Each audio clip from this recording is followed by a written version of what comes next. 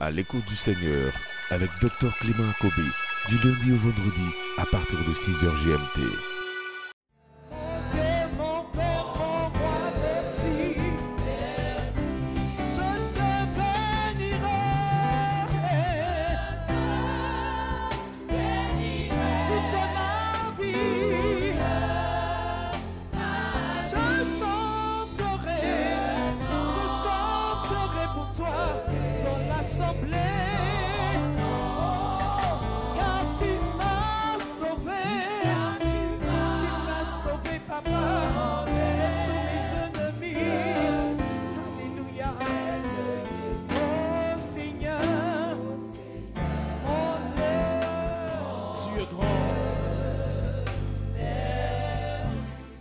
Souvent, quand vous parlez de la croix, dans le christianisme, on pense tout de suite à une grande souffrance.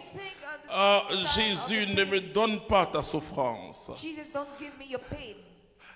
Mais laissez-moi vous dire quelque chose. C'est que nous allons voir que la croix est le chemin de la gloire. Et comment saisir le langage surnaturel si on ne comprend pas le langage de la croix? Et Paul va nous aider à comprendre le langage de la croix. C'est une autre sagesse.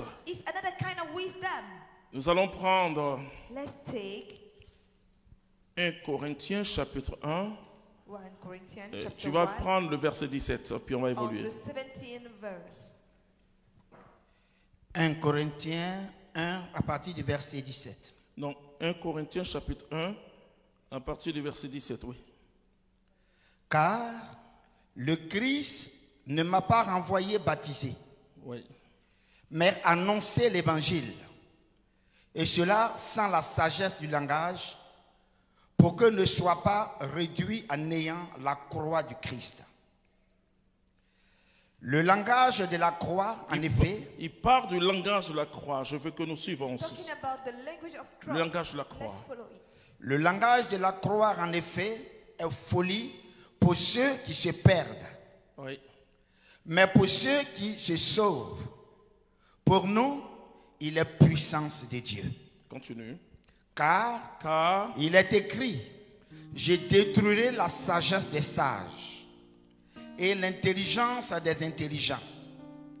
Je la rejetterai. Où est-il le sage? Où est-il l'homme cultivé? Où est-il le raisonneur de ce siècle? Le raisonneur de ce siècle, hein, c'est l'homme qui est très intelligent, qui a une hyper intelligence, une hyper connaissance. Mais la Bible dit où il est. Dieu n'a-t-il pas frappé de folie la sagesse du monde? Puisqu'en effet, le monde par le moyen de la sagesse n'a pas reconnu Dieu dans la sagesse de Dieu. C'est par la folie du message qu'il a plu à Dieu de sauver les croyants. Alors que les Juifs demandent des signes. Les Juifs demandent des signes. Et que les Grecs sont en quête de sagesse. Ce sont les grands philosophes. Nous proclamons, nous prêchons, un Christ crucifié. Un Christ crucifié. Scandale pour les Juifs. Scandale pour les Juifs. Et folie pour les païens. Folie pour les païens. Est-ce qu'on peut acclamer Dieu? Alléluia. Tu vas saisir quelque chose ce soir. Le langage de la croix, c'est un langage surnaturel. Vous savez, je disais à quelqu'un tout à l'heure, on ne peut pas convaincre quelqu'un de suivre Jésus-Christ à partir de la théologie comme science. Ce n'est pas possible. Parce que c'est la raison qui interroge la foi. Et je vous assure que la raison peut nous aider quand même à comprendre qu'il existe quand même un être supérieur. Nous pouvons donner le nom Dieu, Nyamien, Allah, au faux. Nous pouvons donner tout ce nom. Mais la raison n'est pas capable de comprendre la folie de Dieu sur la croix. Alors, le langage de la croix, qui est le langage le plus surnaturel, quand Dieu nous parle, quand Dieu nous appelle, quand Dieu nous utilise, au milieu il y a la croix. La Bible dit que les hommes, selon leur sagesse, ne sont pas capables d'accepter un tel langage. La dimension surnaturelle de ce langage, c'est que Dieu a été fou pour toi et pour moi. La Bible dit qu'on peut mourir pour des justes, mais mourir pour des pécheurs, ce n'est pas possible. Alors que nous étions pécheurs, Jésus est mort pour nous. Comment voir sur la croix, qui était l'objet ou si vous voulez, le lieu de la mort, et surtout ceux qui étaient bannis de la société? Comment comprendre que ce Dieu juste, ce Dieu si saint, c'était lui sur la croix? Ne demandez pas au monde de croire en Jésus bêtement. Il faut l'appui du surnaturel. Ne demandez pas ça au monde. Ne demandez pas au monde de croire aussi facilement. Parce que le monde, avec sa sagesse, n'a pas connu Dieu selon sa sagesse. Alors nous qui sommes peut-être baptisés, est-ce que nous comprenons le langage de la croix? Paul parle de langage de la croix. Le langage, c'est un moyen de communication. Le langage, c'est un moyen de relation. Est-ce que nous comprenons ce langage? Mais ce soir, tu vas comprendre. Et je rencontre des personnes qui peuvent dire, mais depuis qu'on a prié pour moi, et la chose s'empire. Et prie par l'Esprit Saint, je dis gloire à Dieu. Mais frère, je pense que vous ne m'avez pas compris. Je veux dire que depuis que j'ai commencé à prier, et pour tel sujet, ça se complique. Je dis gloire à Dieu. Je vous ai bien compris.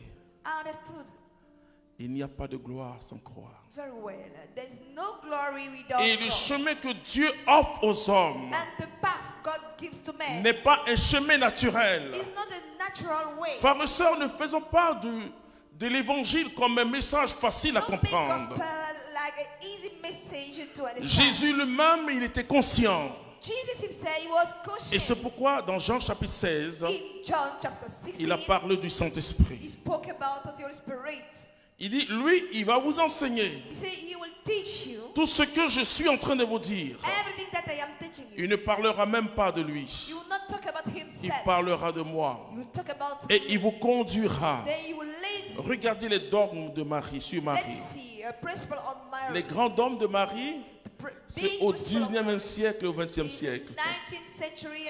Alors que l'auguste mère de Dieu, depuis le 1er siècle, était présente. C'est elle qui a mis Jésus au monde. Et c'est elle qui était témoin de la croix de Jésus. Parce que l'Esprit Saint, c'est l'Esprit Saint seul qui peut nous aider à comprendre les difficultés que nous sommes en train de vivre. N'allez pas dire à quelqu'un, je suis heureux, je souffre. Il ne peut pas comprendre s'il n'a pas le Saint-Esprit. Le langage surnaturel, ce langage de l'Esprit Saint, C'est pourquoi la tsunami, la femme tsunami, elle a dit tout va bien. Pendant qu'elle dit tout va bien, humainement rien ne va. Son enfant est mort. Mais elle n'agit pas selon les circonstances. 2 Corinthiens chapitre 5 verset 7. Paul dit nous ne marchons plus selon la chair, mais nous marchons selon la foi. Le message de la croix n'est pas un message, et je vous dis qu'il peut être compris par le monde. Il faut le Saint-Esprit. Et je t'assure que si tu dis que tu crois en Jésus bêtement, ce soir je te dis c'est la preuve que tu ne crois pas en Jésus. Et tu peux avoir un père chrétien, une mère chrétienne. On peut te conduire à l'église chaque jour. Et après, tu peux être baptisé, confirmé. Et tu peux prendre la communion. Mais ne jamais connaître Jésus-Christ si tu ne comprends pas le message de la croix. Mais qu'est-ce qui fait qu'on réagit? Qu'est-ce qui fait que quand on nous insulte, on réagit? C'est parce que nous ne comprenons pas le message de la croix. La Bible dit de lui que comme un agneau qu'on conduisait à l'abattoir. Et Isaïe mettra l'accent sur le fait que cet agneau-là était muet. Vous savez que la langue, c'est un organe important dans notre vie, dans notre corps. C'est un organe qui peut louer le Seigneur, mais qui peut aussi tuer par les mauvaises paroles. On n'aime pas le silence. Parce que le silence est considéré comme signe de faiblesse. Or, le silence est un élément du langage de la croix. Et souvent on dit, bon, si je ne me plains pas, ils vont dire, je ne suis pas intelligent, je suis faible. Dans le langage de la croix, Dieu a vaincu le monde et toutes les œuvres des ténèbres par sa faiblesse. C'était À l'écoute du Seigneur. N'oubliez pas de liker et de partager pour édifier quelqu'un. Dieu vous bénisse.